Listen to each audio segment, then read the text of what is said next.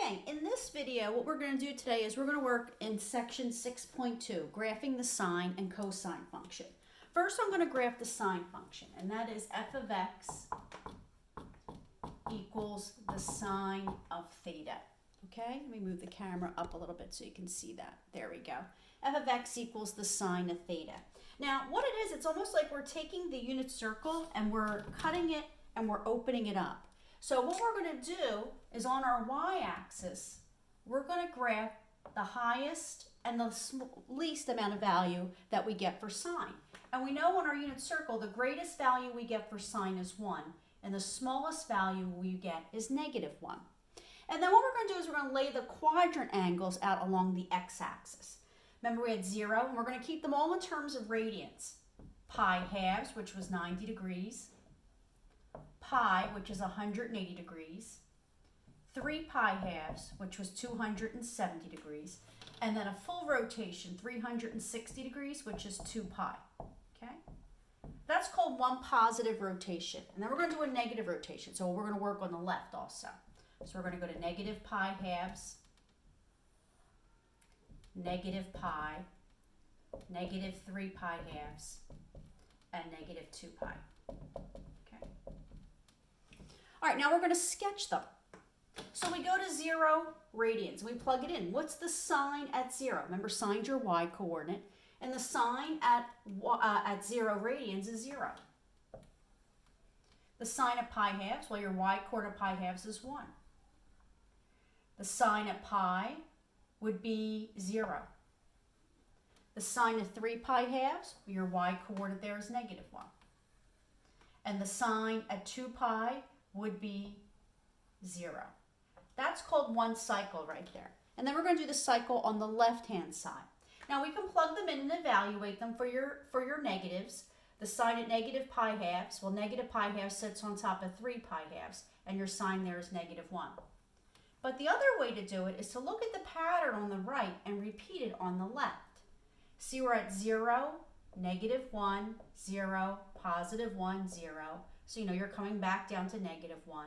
So this would have to be at 0. The sine of negative 3 pi halves is 1, and the sine of negative 2 pi is 0. So you can look at the pattern on the right and complete on the left, or evaluate it by plugging each radian value into the expression. Connect the dots.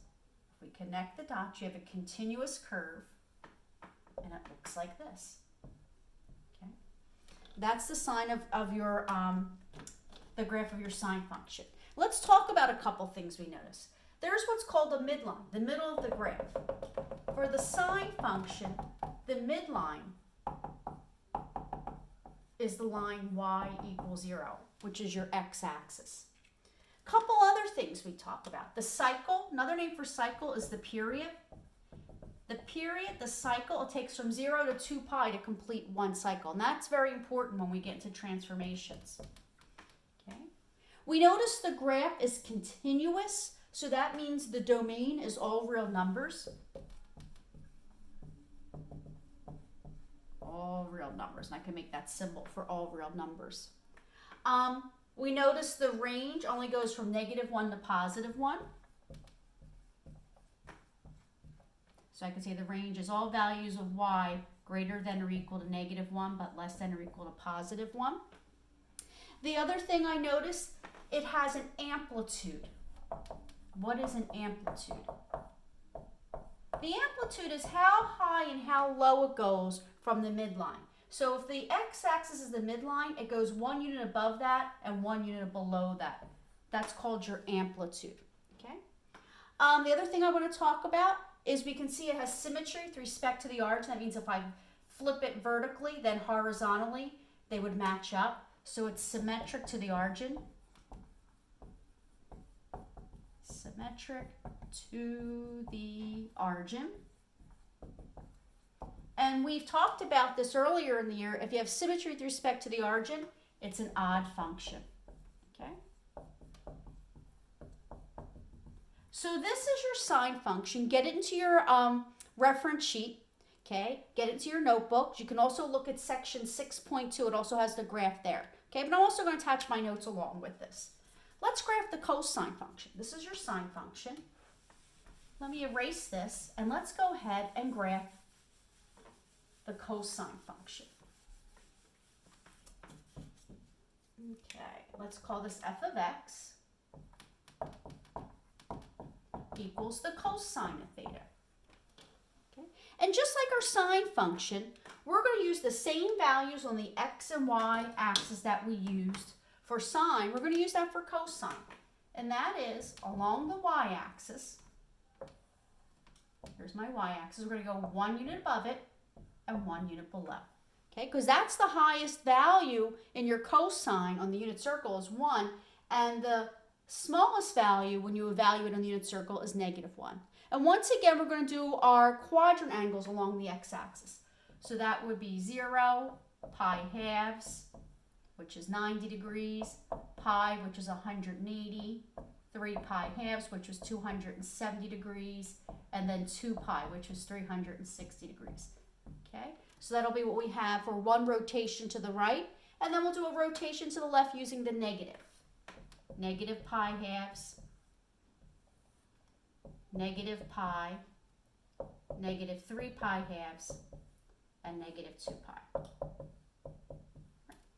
Now let's evaluate them. Remember, cosine's your x-coordinate, so if we plug them in, what's your cosine at 0 radians? Well, what's your x-coordinate? It's 1. What's your cosine of pi halves? The x-coordinate of pi halves is 0. What's your cosine of pi? Well, your x-coordinate of pi is -1. What's the cosine of 3 pi halves? Well, 3 pi halves, your x-coordinate 0. What's the cosine of 2 pi? Well, 2 pi, your x-coordinate's 1. And that completes one cycle. We call that a period. Okay? And then do the same on the left. We can evaluate them. Cosine of negative pi halves, well, negative pi halves sits on top of 3 pi halves, and its cosine is 0.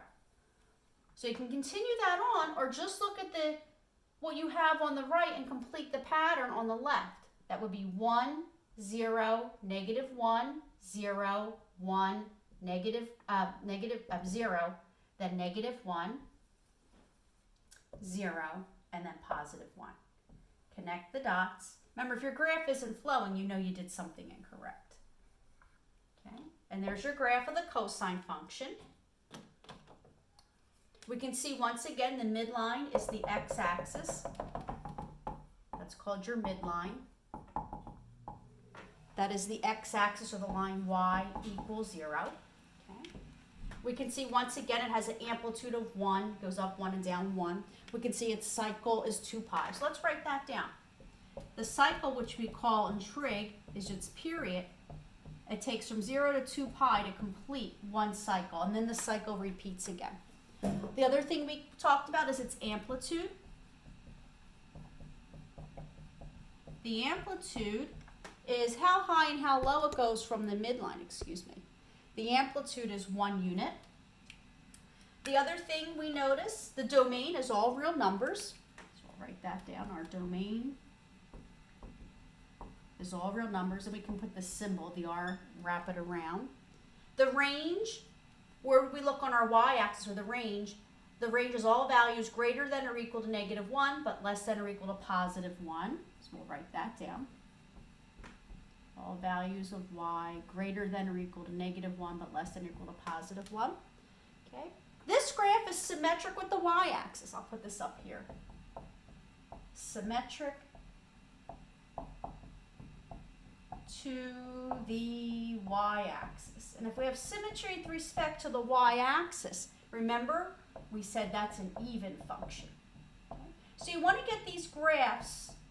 I would put them on your reference sheet, just the graph, and I would put all this information in your notebook. Because I'm going to stop this video, and in the next video, we're going to do some transformations. How do we move them to the right, the left, and up and down? Okay? And how do we graph them? And that's what I'm going to show you in the next video.